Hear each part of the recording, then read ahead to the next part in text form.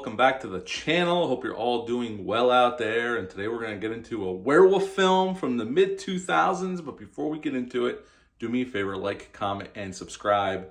Join me here, I would appreciate that. Also, if you're interested in the film we're discussing today, I'm going to put an Amazon affiliate link down below in the description. It doesn't cost you an extra cent at all, but it does help out the channel. So if you are interested, just click on that link and it'll take you right to the product. And if you're interested, go on and buy that thing. Also, I opened a TeePublic store. I'm also going to post that link down below. I got about 17 or 18 designs on there. Check it out. See if you're interested in anything. If not, that's good as well. And today we're going to talk about Wes Craven's Cursed. Wes Craven's Cursed came out February 25th of 2005.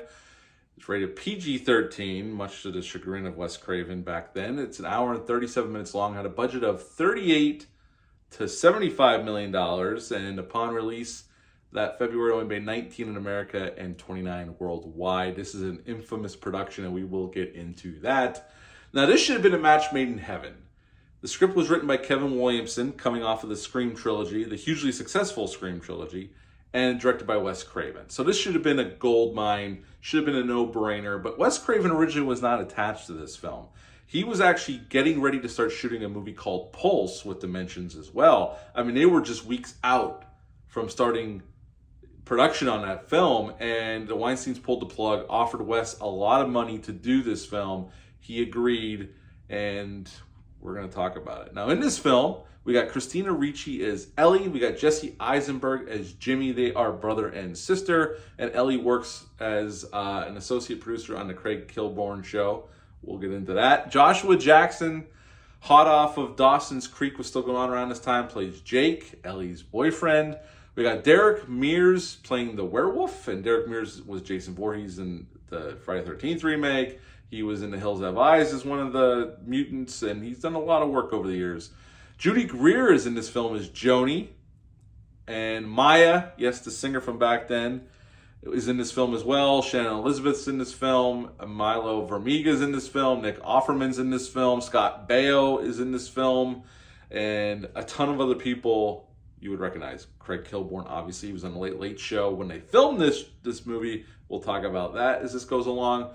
In being in this film, before we get into the tumultuous production that this film, we set up that there's a werewolf in L.A.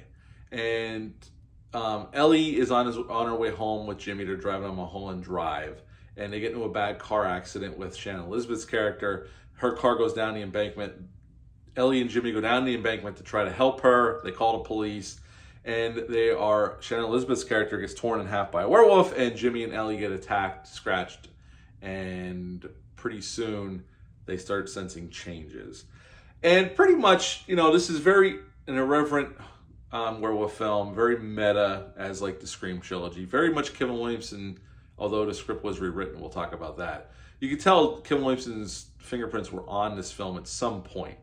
And pretty much Ellie and Jimmy are starting to change. Their senses are growing stronger. Jimmy's stronger. He gets picked on in school. And he's able to take care of himself now. And slowly but surely, they got to find a way out of this curse. And finally, towards the end, Jake, Ellie's boyfriend, is opening this nightclub that was supposed to originally take place in a wax museum. When they bring a lot of that back here, there's a lot of wax figures and different sets from horror films. The original Wolfman makes an appearance, the wax figure from the original Wolfman. The werewolf shows up and attacks the crowd. And we find out that Judy Greer's character, was the werewolf causing all this mayhem. They dispatch of her, but there's one last stinger. Jake is really the werewolf that turned Joni, and he's trying to help Ellie come to grips with what they're going to turn into. And she rejects his advances, and he goes full villain. And then finally, Jimmy and Ellie take care of Jake, and that is the end of Cursed, the version that got released. What to like about the version that got released? Now, me and Dale _A from the Bat and Spider podcast, by the way, if you're not subscribed to their podcast, go over to Apple Podcasts and Spotify. Please subscribe. Those guys are awesome. We generally have a movie night once a month where we get together on a Friday or Saturday night, watch about 2 or 3 horror films, drink some beer, and he had never seen Cursed, so I took that special edition from Scream Factory over to his house and we watched it.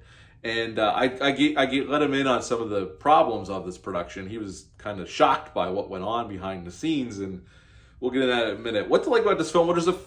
As it stands now, the unrated version. When the werewolf's practical, it looks good. It's definitely gory, the unrated cut. I don't really remember the PG-13. I've seen the PG-13 cut, but I'll never watch it again. The unrated cut's the only way to go. And the unrated cut has a lot of issues. I think Christina Ricci and Jesse Eisenberg are good here. I think the whole cast is good here. It's a who's who of who was popular back then. And I've always liked Christina Ricci. Jesse Eisenberg, I like him in some things. Other things, he gets annoying. But Joshua Jackson's good here. I've always liked Joshua Jackson as an actor, and I think he's pretty good here as well. There's some effective scenes. There's a garage scene with Maya. There's an attack scene with Maya in a parking garage that I think is very effective. And it's very well handled by Wes Craven. There's some callbacks to other werewolf films. I like all that stuff. The problems for me is, considering what this movie went through, and we'll talk about that in a moment. Like I said, I'm not going to hold back on this one. I'll tell you. If you don't know, I'll tell you what actually happened on this movie and why it got so fucked up. It's very choppy. You could tell this was reshot into an inch of its life. Some things don't make a whole lot of sense. There was a lot of script rewrites, and some of the dialogue, poor Christina Ricci, some of the dialogue she was given to say is total trash. My God, I can't believe it. I can't believe that was even written. And the story was, you could tell the story was so hacked together. I mean, Patrick Lussier edited this film like for Wes Craven, like he did the Scream movies. And it must have been a hell of a thing to try to edit this thing together. There's actually an interview with him on that Blu-ray, and he goes into some of the behind-the-scenes nonsense that went on. So this movie's a mess. I'll rate it at the end, but let's get into some of the problems. The cast that I just listed for you, a lot of those people weren't in the original cast. There's a ton of people that were originally in the original version. This movie was 90% done when the Weinstein shut it down. Rick Baker was the original makeup effects artist. They were going to do a big transformation scene at the end. Rick Baker and his team worked for a long time to get the effects ready, and they shot the original version of this film with Rick Baker's effects. Well, they shut down the film with about 90% of it in the can. They just had to shoot the ending. That's all they had to do to finish this movie off when the Weinstein shut the production down. They ordered rewrites. They basically told Rick Baker to hit the skids. Now, I can't believe I'm saying that, but Rick Baker was on Joe Rogan a couple years ago, and he spoke about this, and he was pretty much let go from the production. Dimensions tried to sugarcoat and say he left because he was going to retire, but he was pretty much let go, and it's hard to say. Rick Baker, who's already pulled off one of the best werewolf effects transformations ever with American Werewolf in London, and they fired him off the film. And I saw his designs. His designs were really something. They even show him in the documentary that's on that DVD or Blu-ray. So they got rid of him, and the cast they let go, and I have to read this because I can't remember it off the name. So get a little closer to the camera here. In the original cut of the film, these are people that left the production because they rewrote it, and then they restarted production again, basically shot a whole new movie. But who was in the original cut of the film? Skeet Ulrich was actually the third lead in this film. And actually, there was Entertainment Tonight footage of interviews. I remember this from back then, but it's on YouTube. You can find it, of Christina Ricci and Skeet Ulrich sitting next to each other on set with Entertainment Tonight, interviewing them about the film. Skeet Ulrich did not obviously make it into the final cut or the final version of this film, but also in that version was Heather Langenkamp, which was a re-team with Wes Craven after Nightmare on Elm Street and New Nightmare. Scott Foley from Scream 3. Omar Epps was in the original version of this film that he actually shot. Robert Forster was in the original cut of this film. James Brolin, Corey Feldman, Mandy Moore. That's how much the cast changed from the original movie that was shot, 90% of it, to what we got. And in the original script, Christina Ricci and Jesse Eisenberg weren't brother and sister. The original plot was Christina Ricci's character, Jesse Eisenberg's character, and Skeet Ulrich's character got into a car wreck, and it's basically three strangers plunged into the situation with this werewolf. And that's what the original core story was about. And you could tell just from by me telling you that it was changed so much from what we got in that theatrical version. Well, anyway, they came back. Rick Baker was gone. They brought K&B in. They shot the movie, almost the entire movie again. And even after that, the Weinsteins made Wes Craven go back and do more reshoots. Patrick Lussier said they basically had enough footage to cut together 2.5 movies. That's how much they shot on this film. And this film was supposed to come out in 2002. It didn't come out until 2005. That's how much tinkering Dimensions and the Weinsteins made them do to this film. And look at how much the cast changed alone. And they fired Rick Baker, showed him the door. They brought K&B in. And then in the final version, which is a huge negative, they glossed over K&B's effects with some of the shittiest CGI. Even back in 2005, the CGI looked like garbage. And it looks even worse now in 2023 eyes. A lot of things went wrong here. A lot of studio meddling. Considering what Wes Craven and Kevin Williamson gave Dimensions with the Scream trilogy, how much money it made them, and for them to mess with Wes Craven that much. I know Wes, before he died, he was some interviews where it was just soul-crushing what he went through on that film. And that's why he was hesitant to come back for Scream 4. I mean, they really had to pay him and, grease the wheels to get Wes to come back for Scream 4 because he never wanted to work with Dimensions again because of what happened, what they did on Cursed. A matter of fact, Cursed got pushed back so far that Red Eye, a movie Wes went off to direct, why they were hacking his cut down to PG-13. That was another decision the Weinsteins made, was to hack it down to PG-13 to release it. They thought they could make more money. And obviously the budget ballooned somewhere up to $75 million because of all the reshoots.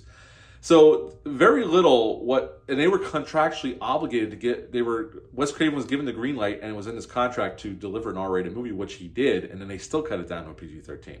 Now the Weinsteins were not great producers.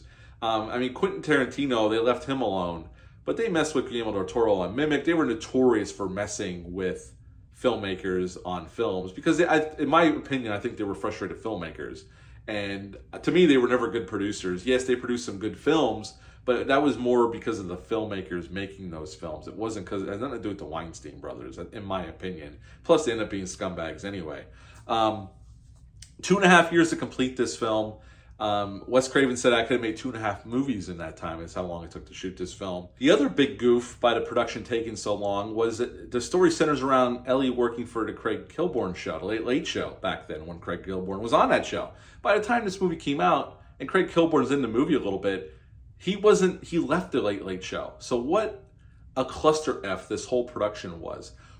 According to Patrick Lussier, 12 minutes of the original cut only made it into the final cut of this film that got released.